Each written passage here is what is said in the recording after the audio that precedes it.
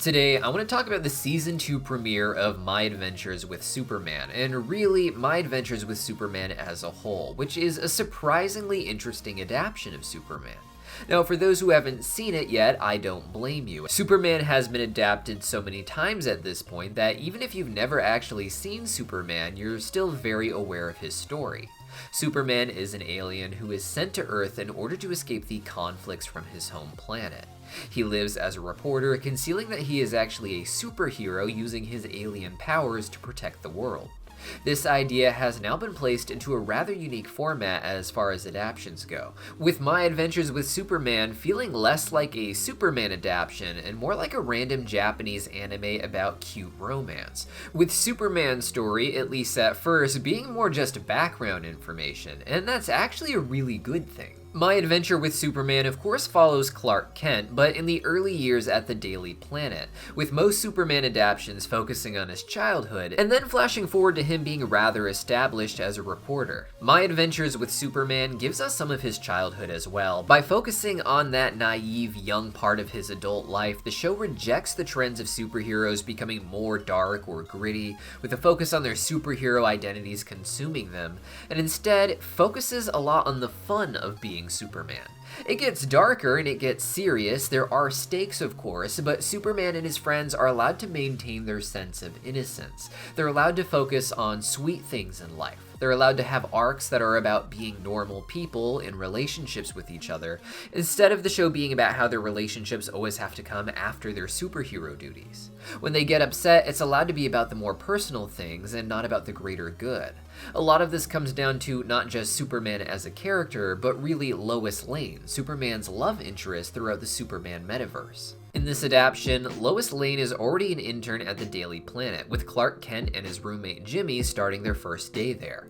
Lois wants to be a reporter with a focus on the crazier happenings going on in Metropolis, particularly the strange robot attacks and the sudden appearance of Superman.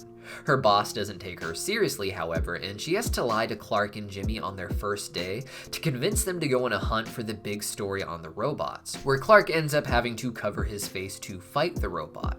He doesn't have his costume yet, but Lois Lane calls this mysterious man Superman, and she becomes convinced that if she can get an interview with him, their boss will run the story that they write. Lois is also driven by a sort of attraction to this Superman figure, not necessarily romantic, but she feels the draw to figure out who he is, not just because of his heroics, but because of how thankless it was, saving people simply to save them and not pushing any agenda by revealing himself. It is Lois's desire to understand this man that makes Clark desire to understand that man he could be. Until this point, he was trying to suppress his powers, using them where he had to, but not playing superhero. But after developing a quick crush on Lois, he realizes that his desire to save is something meaningful, and it inspires him to become the Superman. Superman gets his super suit from his alien hologram daddy, he becomes a hero, and he has to try and hide that from the others, such as Jimmy and Lois. However, this setup doesn't last very long because, as the name of the show suggests, My Adventures with Superman is really about Lois Lane's role in Superman's life. Superman is still presented as the first character and primary focus, but he's kind of the backseat driver to Lois Lane's ambitions. It's not that she ends up becoming Superman through him, but that he forms himself as Superman around Lois Lane's view of the world, filling in the space Lois Lane leaves in the story around her. With that in mind, however, the secret identity aspect of the show can't last as long as it does in, say, The Miraculous Ladybug Show, which is kind of a similar show in terms of the action being fun, but it not being as important as the dynamics of the characters, just on a much smaller scale in My Adventures with Superman with its main trio. It starts with Lois not being able to equate Superman with Clark Kent because she sees Superman as hiding something and Clark Kent as not just transparent but forthcoming with his honesty.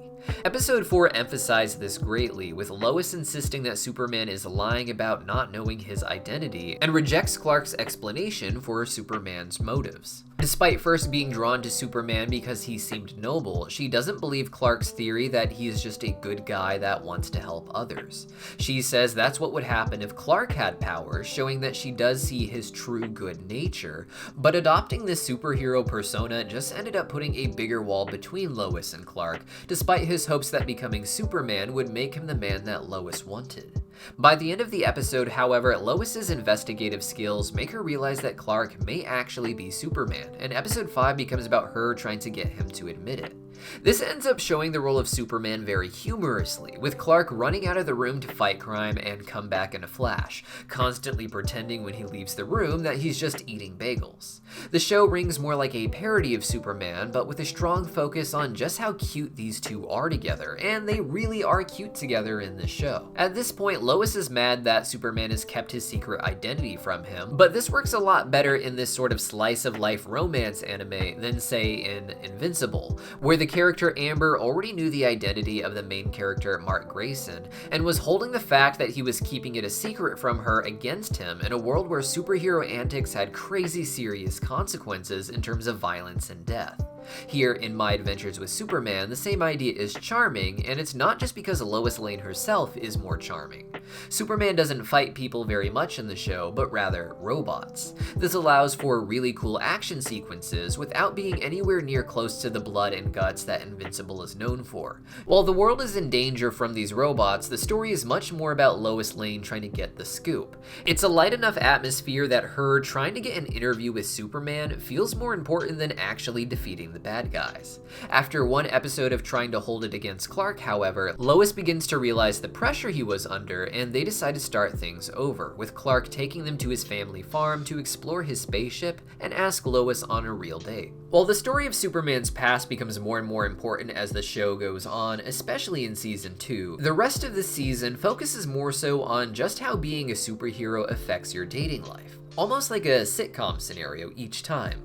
Episode 7, for instance, focuses on Clark trying to plan the perfect first date for Lois. The issue isn't so much what to do here, but the stress of the possibility of some sort of Superman hero nonsense getting in the way. The day going from a first date to just another day fighting evil.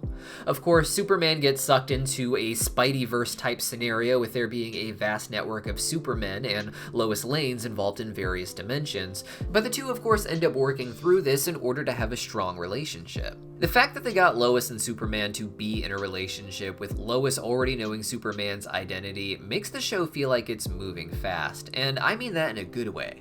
They could have drawn this out like Miraculous Ladybug with them not knowing each other's secret identities for the majority of the series in that show, but by season 2's premiere of My Adventures with Superman, the characters are settled into their relationship in the perfect way in my opinion. In the season 1 finale, the trio had been upgraded from interns to reporters because of their success covering Clark as Superman, and season 2 has Clark so settled into his relationship that he does the opposite of what he did for his first date back in season 1. While the season 1 episode had Clark freaking out about it going perfectly, season 2 had Clark starting off so secure in his relationship that he just wanted to spend Valentine's having noodles with Lois on the roof. Nothing fancy, something the people around him actually found shocking though. Now that they have this relationship, the show becomes about how they can test it.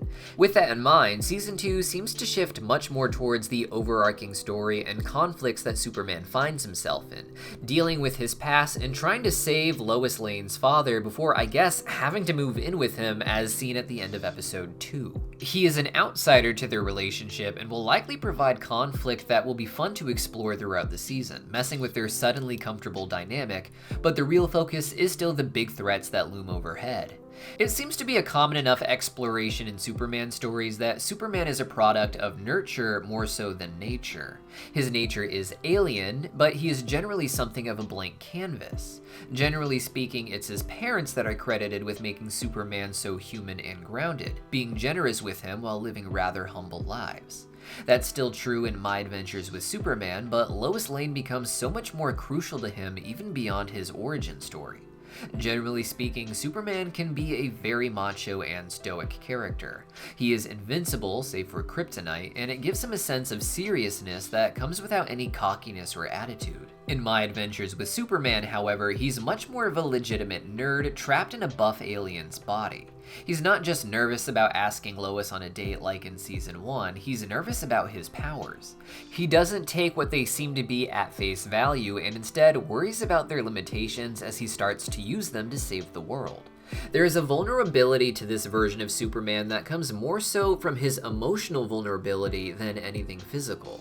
He is a powerful body that is elsewise a blank slate, and thus he doesn't have the confidence or even really the courage that we associate with the bold and more stoic Superman of other iterations. And when it comes to the enormity of his past and the potential invasion of Kryptons on Earth as explored in season 1, he relies heavily on Lois for a legitimate sense of strength. Now, Lois is perhaps one of the most charming characters in one of the most charming shows I've seen in a long time. I don't love the show in some sort of fandom-y sort of way, but it's hard not to be blown away by how authentic this show is as a sort of cheesy romance anime. A key to this is not making the love dynamic itself boring just because the characters were naturally meant to be together in the minds of the audience who are already familiar with them. The strength of a character, in my opinion, comes from them having a fixation or theme that supersedes the more physical identity traits. We live in a time where female characters are hotly debated about every level of what they say about women, but Lois Lane is approached as a character first. When developing the show, they knew that Lois would be important and that she'd come with a backstory of being a journalist, so they had fun with that and made that her entire identity, and again, this is a very good thing. After that decision, race, gender, and other factors just provide a framework for the more authentic interest and traits to shine through, which involves Lois being played as this obsessively dedicated puzzle solver. She doesn't talk about being a puzzle solver, she just always approaches everything from that angle. She likes the job she has because it's solving cases to get the news to people, but when her job doesn't allow her to pursue that, she ended up manipulating Clark and Jimmy in episode 1 to get them to help her do it anyways.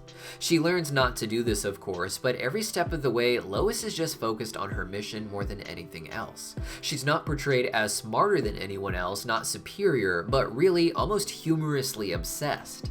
And this becomes really important to Superman when he realizes just how big his problems are and how big the mystery surrounding him is.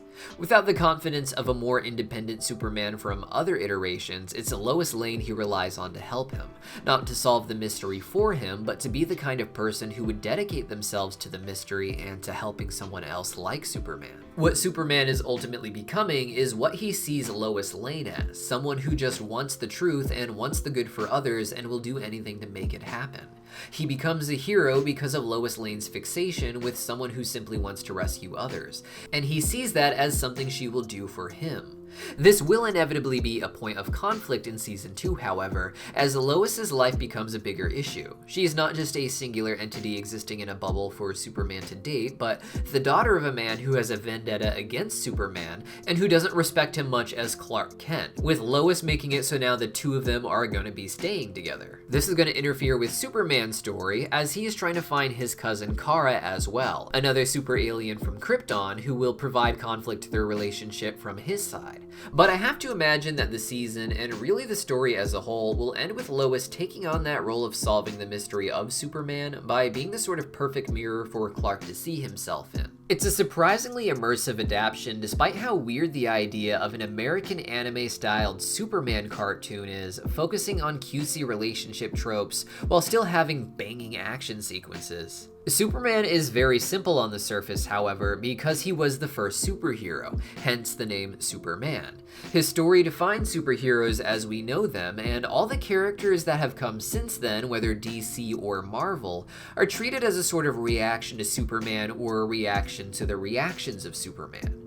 Perhaps the only superhero to surpass Superman in terms of adaptability was Spider-Man, whose number of wildly different iterations were so numerous that it eventually led to the Spider-Verse films where they all get to meet each other. This was a huge part of our pop culture, and it took the multiverse from something people were exploring in shows like Rick and Morty and turned it into what we know now, which at this point is something quite a bit overdone. At the time it happened, I remember thinking that Spider-Man was probably the best choice for that kind of film. Not being the original superhero, but like the red and blue Superman, Spider-Man had become so well known. And I actually authentically like Spider-Man as opposed to Superman for the record, but I couldn't help but realize that this same story probably could have played out very easily within Into the Superverse. In My Adventures with Superman, there is of course the multiverse with other versions of Superman, but it's unfortunately not nearly the scale of the Spider-Verse, and of course is far too late to really profit off of.